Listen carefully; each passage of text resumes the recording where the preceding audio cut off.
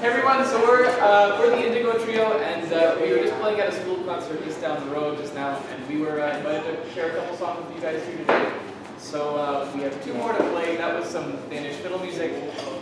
Next we're going to play an excerpt from Bach's Goldberg variations, the Aria, and then we're going to finish with an arrangement of Neil Young's Old Man. So thanks for listening, and enjoy.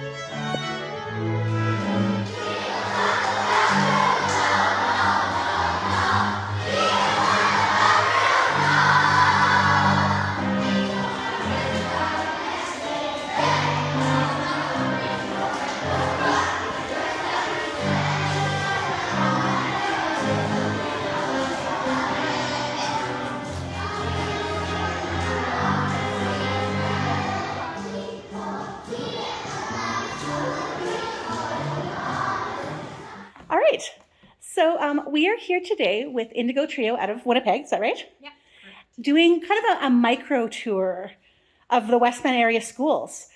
So where have you hit so far? Hamiota, Reston, Killarney. Yeah, Killarney. Oh my goodness. Well, We're in Neepawa. It counts. Thought I Yeah. mentioned it. That's true. Was there some? We're forgetting a few. I know. We went to 4 different times. That's right. And so what type of music are you guys doing? We're doing quite a mixture of, we're doing a little bit of fiddle, a little bit of classical, a little bit of kind of jazzy piazzolla. What else? Yeah, we have some Teensy bit of folk. a little bit of folk music. So does it change when you're in a school as opposed to doing a concert elsewhere? Definitely, yeah. Yeah, in the schools we did a little bit of Incanto, We Don't Talk About Bruno, and some video game music as well to make it Super Mario Bros, which they all knew. We didn't know it was. I know, I didn't think they would either, but I think they use the same music in Mario Kart. Awesome, yeah. I figured it out. It was exciting. Yeah. Yeah, we usually don't play those for normal concerts. Yeah. Yeah. Exactly. But maybe we should. So what sort of venues do you play in outside of that? Do you do larger spaces, smaller spaces? We do it all. I mean, personally, I prefer the smaller space. It's more intimate, and that's what chamber music was meant for. So it's kind of nice, and you like feel a connection with the audience even more. Yeah, but I think we've played in a lot of like bigger churches and larger theaters. Those as are well, lovely. so. Yeah. So acoustically, those would be very different than doing such as the pop-up that you just did at a cafe in Oh, Neepawa. certainly, yeah. Yeah, I think Absolutely. it's exchange. But Yeah, but it's all exciting. It's all part of it. So tell me a bit about your group and how you got together. Well, I don't know. Well, Alyssa and I are sisters, so I grew up playing music with her. And at one point, a couple years ago, I was living in Germany and going to move back to Canada and wasn't sure what to do because it was the height of COVID. And I saw that Prairie Debut was looking for artists who were close to home, and I was going to be close to home soon. So I reached out to my friend John and to Alyssa and just asked if they would be willing or interested in forming a group, and we just went from there. Yeah, Prairie Debut, we're privileged enough that they chose us and have taken us along this journey this whole time. So you actually formed your group during COVID. Yeah, that's So you've never performed outside of these circumstances. You have nothing to compare it to, as this group. Not as a As a group, group, yeah, yeah. exactly. Yeah. So prior to this group, I mean, you're all quite young. What were you Well, I can start because I'm the oldest. Well, I have now 2 children, and I play with the Winnipeg Symphony Orchestra, so that's what I was doing. But like COVID, changed things around, so I had a bit more free time than I thought I might. She still has kids though. But. Yeah, they stuck around. Free time and kids, I'm not sure they go together. Yeah. Oxymoron. Yeah, really. Yeah, that's true. I was freelancing, and then I went to Germany to study for a year, just personal study. So. Yeah, and I just finished my music studies at the start of COVID, so I was living in Toronto and I came home for COVID, and I seem to have been stuck at home since COVID, but things like this have kept me home, and it's been really great just freelancing around the prairies. So what drew you to the types of music that you do? Well, I think part of it is like we like all sorts, so we play all sorts. We definitely don't play just one genre, and I think when you're listening to music, it's nice to have a variety too. So folk music, fiddle music, we really enjoy. We play our Bach and Beethoven too, and then we like arranging music that's not for our ensemble as well, because there's so much great music that's not for trio, so we just help ourselves and steal it. Which works. Yeah. Why not, right? Totally. Yeah, with a great arranger, like John does mostly arranging. Yeah, So. Yeah. I'm very lucky to have that. So what's the difference performing in a space like Neepawa in a small town? Are there challenges there? What is sort of that experience like? As opposed to like Winnipeg. Yeah, as opposed to a larger center. Challenges. Honestly, like we formed this group with smaller communities in mind, actually. So this is kind of what we're passionate about. This kind of answers the previous question a little bit too. We wanted to create a variety for everybody to feel like they can approach our music and not feel like they don't understand it, or this is a little hoity-toity, or something like that. So. So you wanted to make it accessible. Yes, Yeah. thank you. That is And the as word. like unpretentious as possible. Exactly. Because like sometimes classical music has that like feel like, oh, I don't know how to listen to that. So Yeah. like, here's some fiddle stuff, you might like that. Here's some classical music, you might like that too. So you're kind of creating an entry point for people to experience music they've never heard before, maybe. That's the hope. Yeah. Yeah. But I don't know. I don't find challenges kind of just like really love it's just small like, towns. That's great to hear. That's fine. That maybe there isn't a difference between audiences in small centers and large centers. Well, people are Oh, just they're really warm and friendly. at these so places. friendly. Really fine. Derek's Probably being friendlier. Yeah. Are There we you go. sisters? I don't know. Yeah. So going into the schools, is there any kind of educational component to your performances, or does that just kind of come naturally as you perform? A little bit. I mean, we talked a little bit about the instruments that we play, The roles. what they kind of do, what the violin finds itself doing versus what the cello finds itself doing, generally speaking. So we talked a little bit about that, and then, yeah, I think our main intention is just to expose them to different kinds of music and show them, yes, maybe some Bach that they might be familiar with, but also show all the versatility of what classical instruments can do, and play music that's going to be interesting to them, music that they might even know that they might not expect us to play. So. Is that an experience that you had as young people that kind of led you in this direction, or so maybe is that something you wished you had? I had a little bit of it, but I probably wished I had more. So Yeah. I think that's why I'm passionate about it, is that I didn't encounter such a variety of music. It was like classical or Phil or jazz or, you know, but there is, And they were very siloed. yeah. yes, and entirely. Yeah. Not much of a fusion. Yeah, but that's becoming more and more common True. Yeah. because, I don't know, everyone likes a variety of music, and so why not Yeah. hear it at the same show? Just 2 hours of Mozart straight is like, even for the biggest Mozart enthusiast, You got to mix it up. you're totally. dying for something different at some point. So. Even for Mozart, 2 hours, yeah. Exactly. Yeah. So if there's one thing that you wanted people to know about yourself, your music, or your group, what would it be? Ooh, that is a good question. Can you see the question one more time? Yeah, if there's one thing, like one last thought you want to leave people with about yourself, your music, or the group as a whole, what would you like to say? We're available for hire. and we'd love to come visit. Love to come visit and play for your community wherever you live. Absolutely. Yeah. I second that. Great. And if they want to do that, they get in touch with Prairie Debut, right? Absolutely. That's right.